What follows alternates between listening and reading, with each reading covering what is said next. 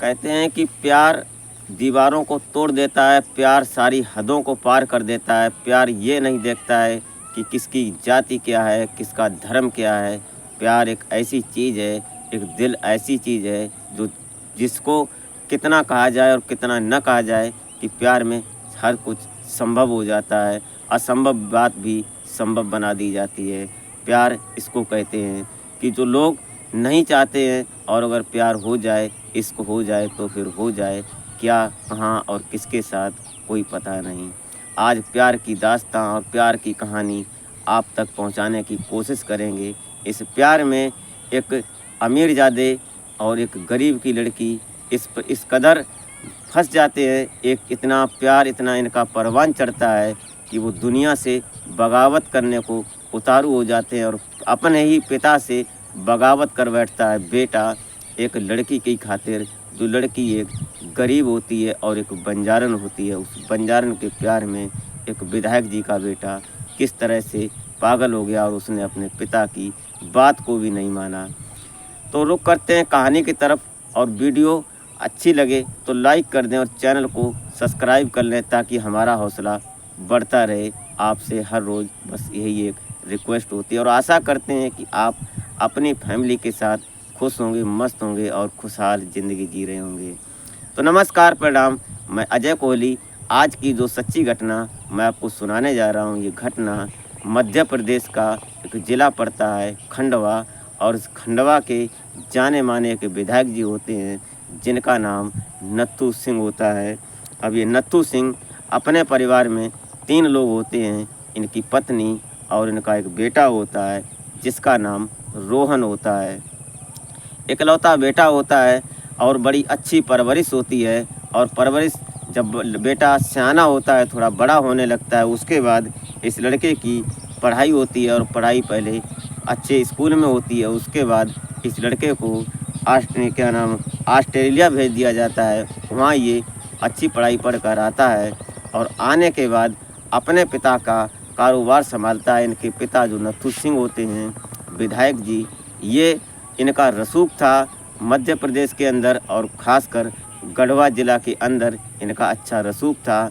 रसूखदार लोगों में इनकी गिनती होती थी। लेकिन एक दिन ये जब रोहन ऑस्ट्रेलिया से पढ़ाई करने के बाद अपने घर आता है, घर आने के बाद अपने पिता के कारोबार में हाथ बटवाने लगता है। इनका अपना लोकल एक काम होता है पूरे खंडवा में, ये गैस का काम करते थे। इनके पास कई एक एजेंसियां थीं और थोक का काम था, इनका बड़ा कारोबार था गैस का। इस कारोबार में जो रोहन होता है अपने पिता का बराबरी का हाथ बटवाता है।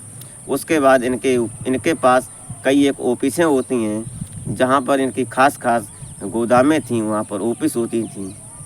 अब ये विधायक जी अपने कुछ ढीले स्वभाव से चल रहे थे, क्योंकि बेटा जब काम संभाल रहा है तो वो अपने थोड़ी नेता नगरी भी कर लिया करते थे, क्योंकि विधायक तो थे ही उस समय। धीरे धीरे ये सब चल रहा था। एक दिन रोहन अपनी गाड़ी से जा रहा था अपनी ऑफिस के लिए, अपने गोदाम के लिए।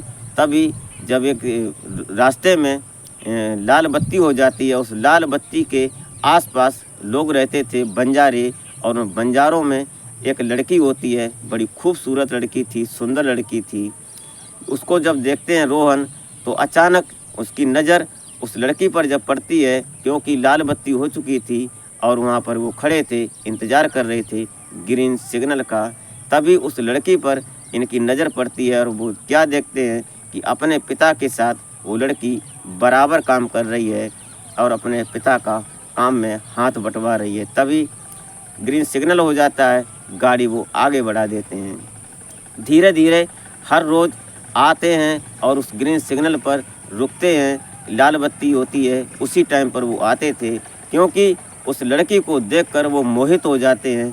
रोहन उस पर फिदा हो जाते हैं और अपनी गाड़ी को अक्सर वहाँ रोक दिया करते हैं, क्योंकि उनको बहाना मिल जाता था कि आगे ग्रीन सिग्नल नहीं है, इसलिए रुक जाते थे।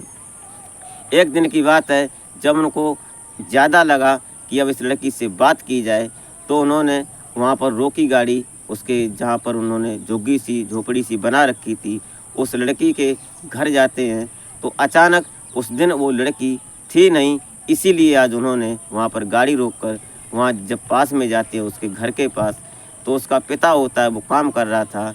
अब वो पूछते हैं कि आपके पास कुछ सामान मांगने के लिए, और सामान जब बोलते हैं तो उनका पिता जो लड़की होती है, लड़की का नाम माही होता है। और माही के जो पिता थे, माही और उनके पिता दो ही लोग थे उनके घर में। उससे पहले इनकी माँ जो थी, माँ की किसी कारणवश पहले मौत हो गई थी। उनके बाद अब ये दोनों ही थे, पिता और बेटी एक साथ रहते थे, अपना काम करते थे, अपनी गुजर बसर होती थी। लेकिन उस दिन जब वो रोहन को माही जब दिखाई नहीं दी, तो उन्होंने गाड़ी साइड में लगाकर उसके घर पहुंचते हैं और कुछ सामान मांगते हैं। तभी अंदर से माही आती है और बोलती है कि पिताजी, बाबूजी क्या मांग रहे हैं, क्या सामान देना है? तो वो बोलते हैं कि ये सामान निकाल दो। उसके बाद जो रोहन ने सामान मांगा, वो माही ने सामान निकाल कर वो दे दिया, और उन्होंने उस सामान को अपनी गाड़ी में डाला और वहाँ से धीरे धीरे निकलने लगे। जब गाड़ी स्टार्ट की तो साइड गिलास से जब उन्होंने देखा कि जो लड़की है वो रोहन की तरफ बड़ी गौर से देख रही है, क्योंकि जो माही थी वो भी कहीं ना कहीं इनको देखती थी। हर रोज़ गाड़ी उस सिग्नल पर रुकती थी, इसलिए वो भी कहीं ना कहीं अट्रैक्ट हो रही थी उनसे। उसको भी धीरे धीरे प्यार हो रहा था। फिर अगले दिन आते हैं, आकर फिर वहीं पर गाड़ी रोकते हैं। रोकने के बाद फिर वहाँ जाते हैं और बोलते हैं कि जब वो बोलते हैं कि और उनके पिता जो माही के पिता होते हैं, बोलते हैं बाबूजी आप बताओ और क्या? तो सभी लोग जो वहाँ उनके आसपास जो बंजारे होते हैं, वो सभी लोग हाथ जोड़कर खड़े हो जाते हैं, क्योंकि ये बात सबको पता थी कि ये रसूखदार लोग हैं और ये मजबूत हैं और विधायक जी के बेटे हैं, उनका अच्छा रुतबा है। तो सभी लोग हाथ जोड़कर खड़े थे। तभी वो लड़की आती है कि बोलो बाबूजी क्या चाहिए आपको? तो बोलते हैं कि कल जो सामान ले गए थे उसमें कुछ कम पड़ गया, आज फिर दे दो। तो कुछ सामान लेते हैं और लेने के बाद वो फिर निकल जाते हैं। लेकिन वो साइड गिलास से देखते हैं कि लड़की हमारी तरफ देख रही है। तभी एक दिन तीसरे दिन फिर आते हैं। उनका हर रोज़ का यही नियम था, आते हैं तो उस लड़की को बुलाते हैं अपने पास गाड़ी से। तो लड़की जब पास जाती है तो बोलते हैं कि गाड़ी में बैठो, तुम्हें कहीं घुमाना है। ये बात माही जब सुनती है तो माही बोलती है कि बाबूजी आज नहीं, कल हम चलेंगे, क्योंकि अभी हमने पिताजी को बताया नहीं, पिताजी मौके पर हैं नहीं, इसलिए वो आज मना कर देती है। तो बोलते हैं कोई बात नहीं रोहन, चले जाते हैं।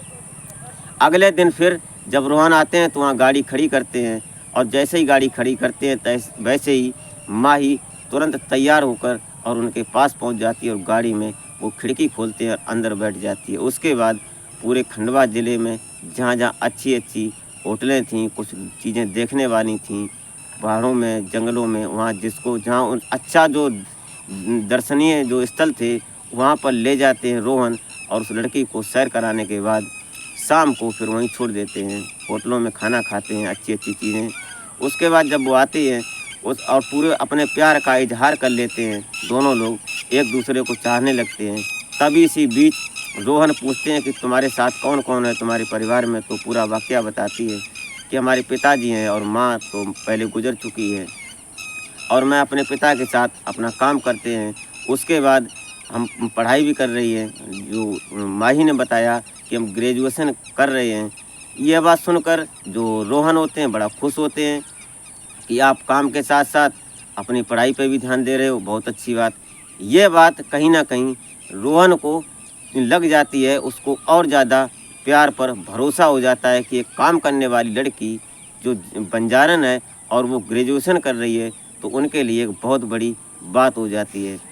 वो बोलते हैं एक दिन अचानक उस लड़की को जब ले जाते हैं घुमाने, उनका आए दिन का यही सिस्टम चल रहा था। ऐसे सिस्टम से लगभग पता नहीं चला 2 साल गुजर जाते हैं। तो एक दिन रोहन माही को लेकर सीधा अपने पिता के पास पहुंचते हैं और बोलते हैं कि मैं इस लड़की से शादी करूंगा। ये बात सुनकर विधायक जी तमतमा जाते हैं और एक थप्पड़ जोरदार का मारते हैं रोहन के गाल पर।